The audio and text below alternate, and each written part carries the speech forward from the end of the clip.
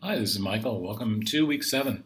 So, we're just about to wrap up our hands on work, and that means that we're going to finish and turn in the assignment for this week, which is really a culmination of each of the week's works. So, just to make it clear, make sure to read this module because we're going to add one more element about storyboarding to the wire framework we did last week.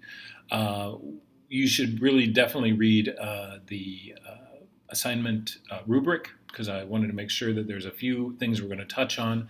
As to how to turn this in, the many of you are using different programs. If you use the Figma program, you should be able to put a pictures or several pictures in there and sequence. If you don't do that, you're welcome to export it as a PDF and upload that to Canvas. But either way, either a URL or a PDF upload to Canvas is the best way to submit this assignment. So let me get into this prior week. So wonderful work this week. I really hope that you guys understand sort of how this is all fitting together. I don't know how many of you have gotten the aha moment, which is maybe some of the things that you thought information architecture was focused on isn't necessarily the truth. I think the exercise here about what is clickable is going to come in handy this week because you are going to need to help people understand what they can select and click on. The focus is to just do this one view and to make sure that your navigation is put in the right places. So I did have a lot of comments. I would definitely look at other people's work because, as you might notice by taking the big view here, you're all almost solving the exact same problem. So if there are variations, I'm curious as to why. Why are there variations? So if there's navigation at the top, filtering on the side, that's fine. I think it's what does that filter say and do, and also, in a meta way that people don't want to reinvent the wheel. They want many sites to work the same way as other sites work. So as you're learning that there's a lot more homogeneity to the approaches of how different sites solve problems like this, like sorting through many records. Now, what might really change, or maybe not, in this upcoming week is how do people get to this page? So, if you've gotten comments from me, or if you've looked at other people's work and see improvements that you can make, please make sure that your one wireframe of your list view is as solid as possible before we move on, because this week we're going to do much more repetition. So because you're going to be copying and pasting a lot, we don't want to make a change too far down the line. So what we're going to talk about is flow, and that's basically how do you get from one place to the other. So almost harkening back to week 1 where you got lost in a space or you couldn't find your way around. All the things that you've put together so far are helping people get around and to solve their problems. So if you're not super familiar with flow, many of you I'm sure you've all been using the internet, so you're probably familiar with it. But just I want to take a few minutes, not a whole lot, to have you go through an onboarding and a creation flow, because our next step is not only are we going to get to that higher level of knowledge and wisdom, but we're also going to talk about much more user-driven data that you give to a service and they organize.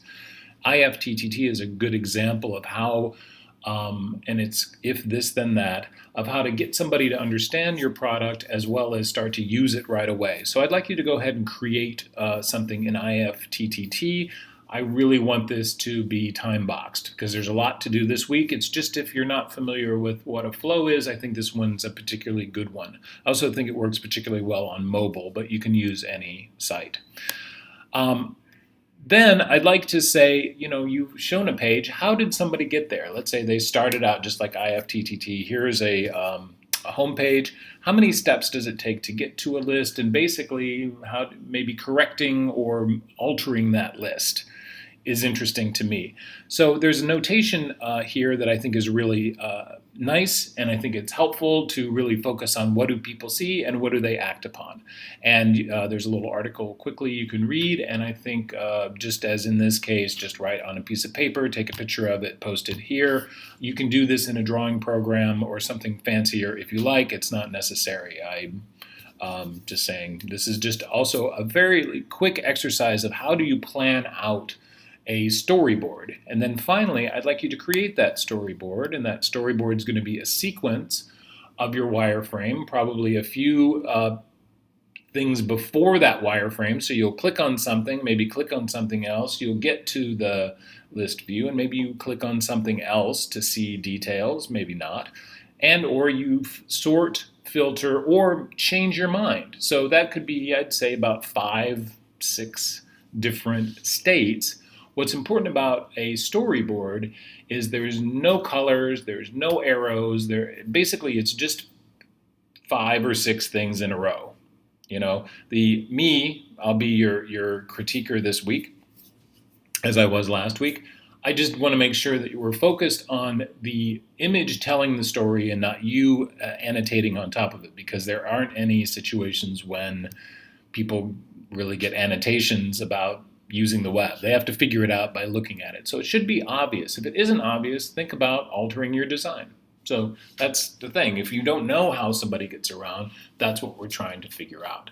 That's the exercise. So it seems like a lot this week. I definitely am not trying to overload you guys. Hopefully each week is one more step that just takes you on a next step. And this is going to be the final step of creation. So this is what's going to be turned in. I have a session tonight on Blue Jeans to answer any questions or clarify anything else. So get started with this, and let me know if you have any questions, and of course share.